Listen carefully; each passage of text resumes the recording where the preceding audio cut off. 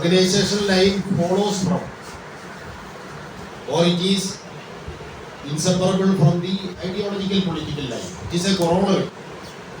Both are inseparable. So the ideological political line, it is based on that the organizational line follows. So it is on this question that now we are turning.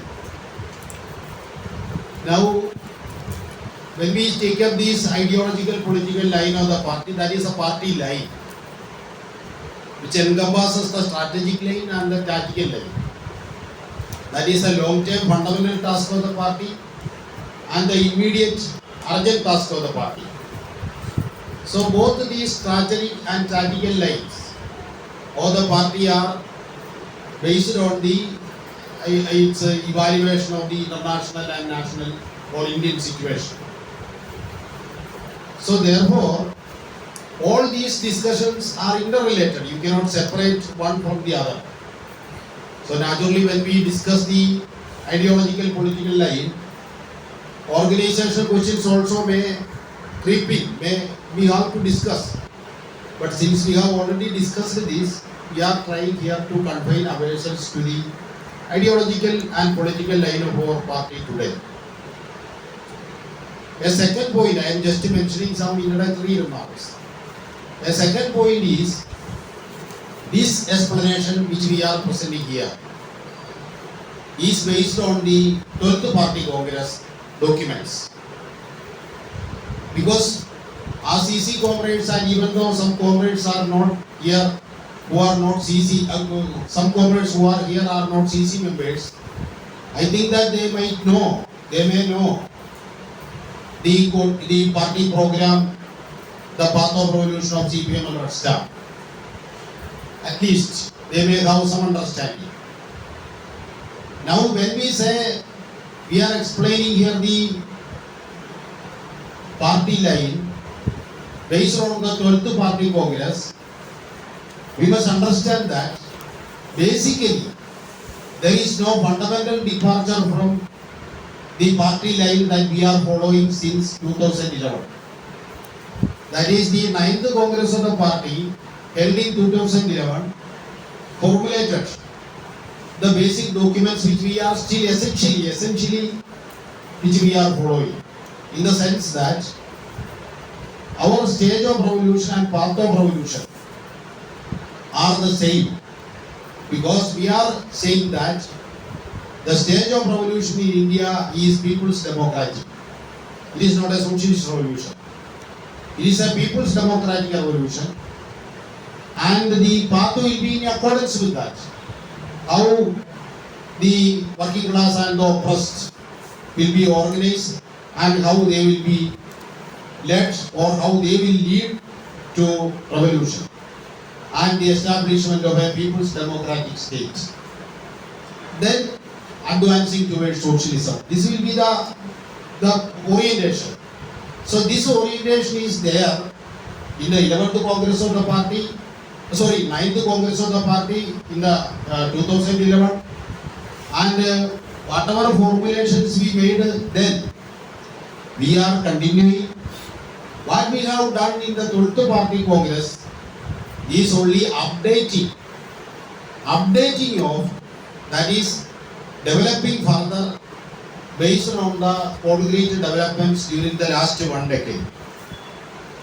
We know that the 21st century is having many qualitative differences. That also I am putting in inverted commas. For example, today we are experiencing a technological revolution.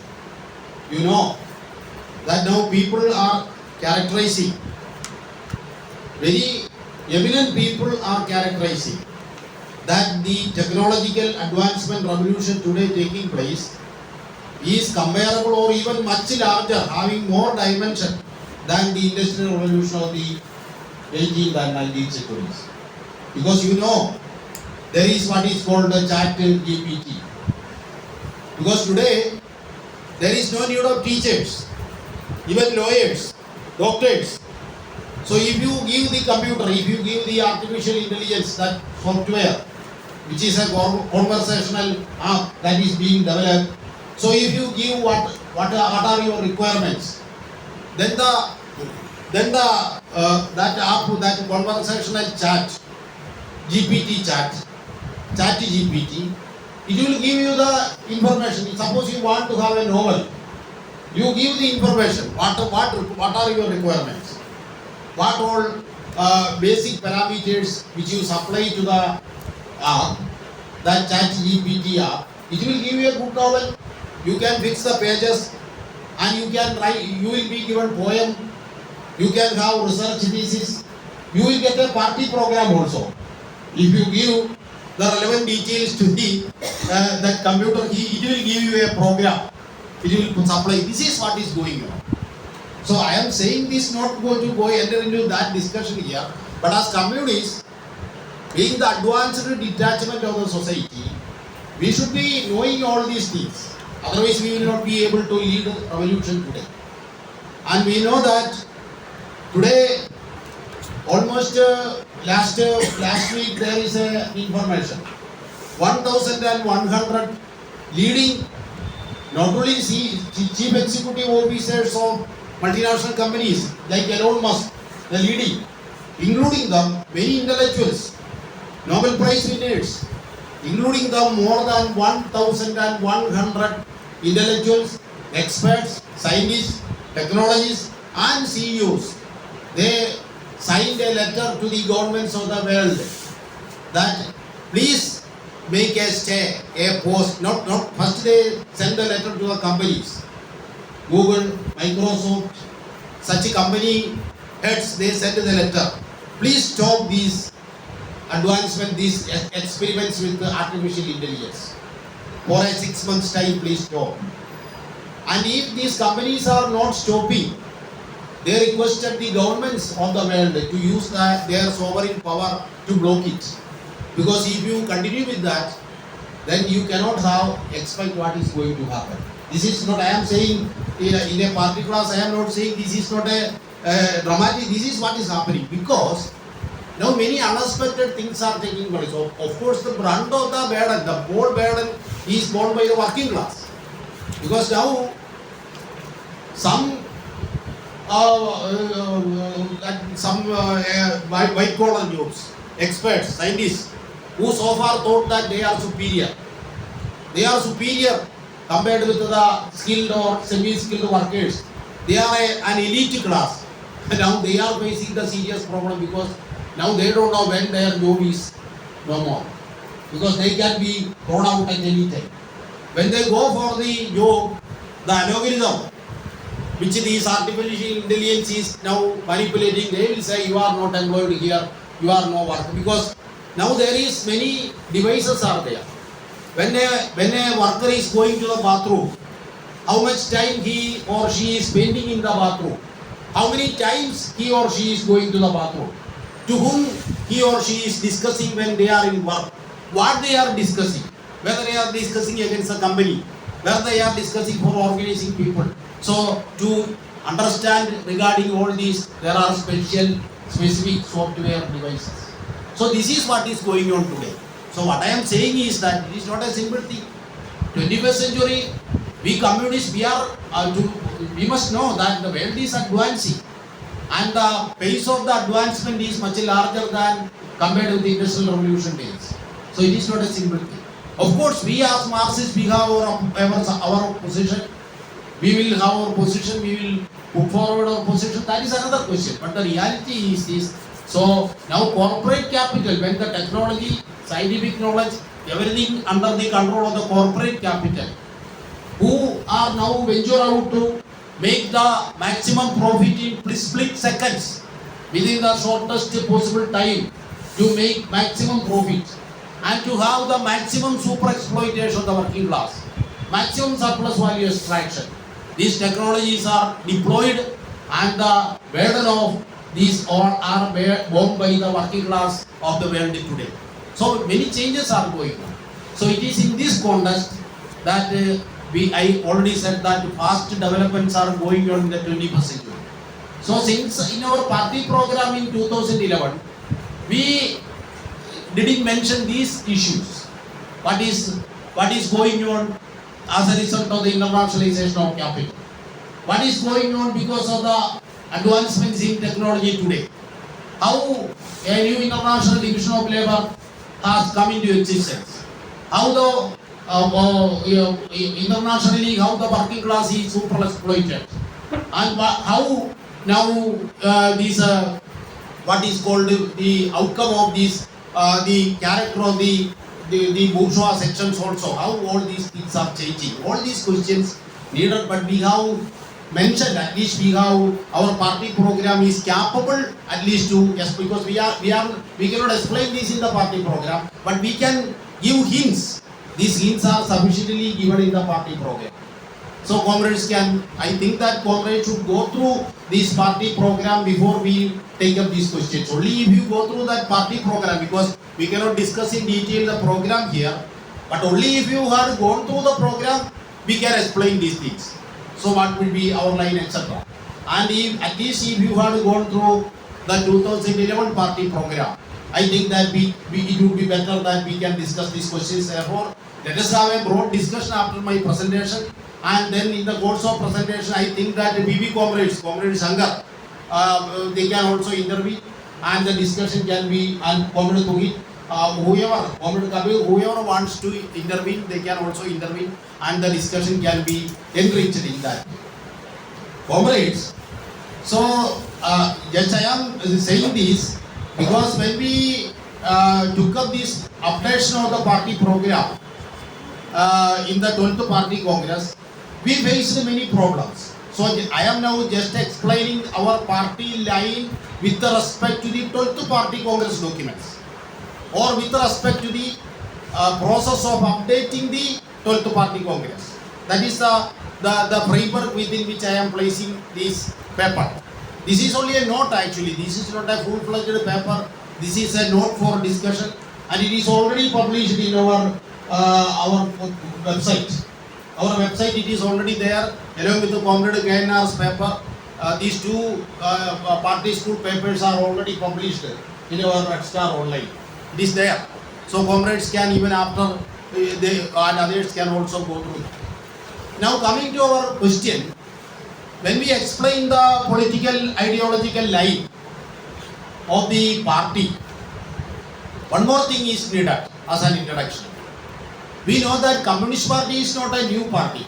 It is not an old party. Many parties are there in the world which came before the Communist Party.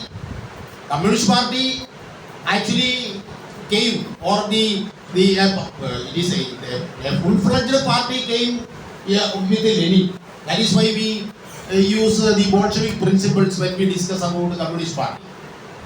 At the time of Marx, in 1848, when the Communist Manifesto was presented by Marx and Engels, following that in 1864, the International Working Women's Association was formed. Actually, that is the first party. If you say from the part of the communism, and a first initiative is the first international. It is called the first international. The first international. Before that, there were many parties. For example, you might have read that in England, the Whigs and Tories, they were there from the 17th century onward. In England, in USA, the Democratic and the Republican parties were there before that. For example, in the 18th century, towards the end of the 18th century, the Democratic Party came into being, and by the before the second half of the 19th century, both the Democratic Party and the Republican Party were well entrenched, well established in American politics. And political parties were there before Communist Party. But what is the difference? You may know that only the Communist Party, when it takes the party line, only the Communist Party will say about its international task. No political party, either the Republican Party or the Democratic Party, or in India the Congress Party, or in Britain the Whigs Party or Tory Party, no party will say about what is the international task. So the Communist Party is international. That we must understand. when we say Communist Party, it is not a domestic party. It is not a party of a particular locality. It sees the world because its slogan is revolution. That means liberating the world from exploitation and oppression. That is Communist Party. So it is not confined to the liberation of a country. It is liberation of the humankind. That is the basis of the Communist Party. So that question, I need not go into those details. Why I said is, when we explain the ideological political line of a party, our Communist Party, naturally the first thing that comes to our mind, what is the international task? How we evaluate the international situation? Otherwise it will not be a Communist Party. Any party, any bourgeois party in our country can have their program, their discussion, but they are not expected to answer on the international questions. But we as communists, the primary thing that we have to explain, what is our international understanding? What is our international task today? So on that question, so therefore I am just presenting some new idea, that means some certain developments, certain understanding with regard to our 12th Party Congress. Because when we discuss the party line with respect to the 12th Party Congress, what are the striking points in this 12th Party Congress which we have to emphasize? On that question I am now telling. Firstly, we must know that in the 11th Party Congress of CPI ML REDSTAR, adopted by the 11th Party Congress, 9th Party Congress in 2011, we said that India is a dependent, neo-colonially dependent country. After examining the international situation, so how can you explain the country position only by understanding the international situation? So based on the international situation, analysis of the situation, in relation to the international question, we came to the conclusion that our country at that time also is a dependent country. It is depending on imperialism, though it is in a different form compared with the pre-war period. So we called it is neo-colonially dependent.